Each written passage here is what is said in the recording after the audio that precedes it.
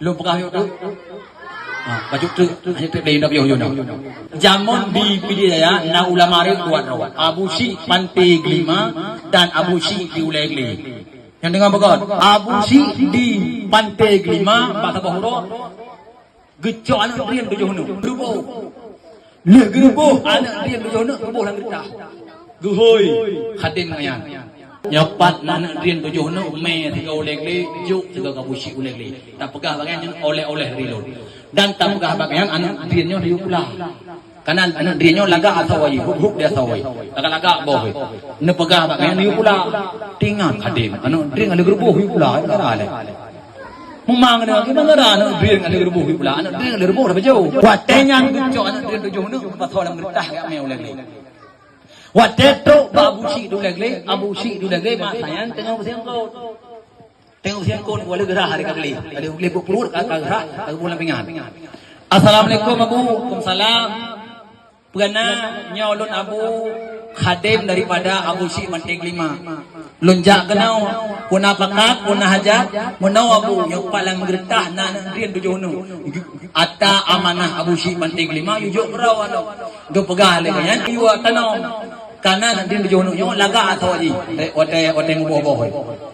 Oh God menang alhamdulillah, keterimang le Abu Syih Ulai-Geli. Kekun dah le Abu Syih Ulai-Geli, adungko belen oi le, nu congkut 4 put boh. Yang empat ungkut dapat boh, kali lu mesti yang nujuk tiga Abu Syih Pantai Gelima, nu pegah ungkutnya, nu yuti lang pula. Kena nak mengasau kau yang. Tinggal nu kau palau. Ungkut kali boh sirah, lu pelaku yuti lang pulang yang udah bilang. Congkut man boh boh.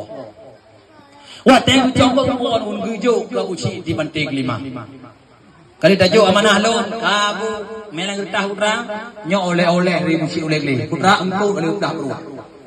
Makiban mang hai buka yuk kilang-kilang bah laga angkonya. Rupanya dia Abu Syih Ulai-Geli yang terima anak dia tujuh nu aku pula. Ban tujuh nu pula. Ban tujuh nu ibu boboh. Nyan ban hayun kala. Padahal anak dia kali gerubo kata tapi wateng pula ban tujuh nu di mo. Tanyo kadang-kadang golong taruboh dia lagi thot. Mesti nu hai di mo ada. Yang bang tuah ya rawat. Wateng pula anak dia ban tujuh nu di mo. Ban tujuh pula di mo boh. Lepas laga boh. Gebuh nanti kampungnya kampung Green 7. Di Abu Syih di Pantai Gelima dicongkok nakot yang kali belah perut. Getik gulam-gulam. Udip lingkunya. Perut yang ada belah puk tok itu. Iplung lang tok itu. Yang ban kalan maka bijeh ikutnya mentang orang lamkrung merdu. Yang ban keramat menuju oleh Allah kalan kepada urutnya.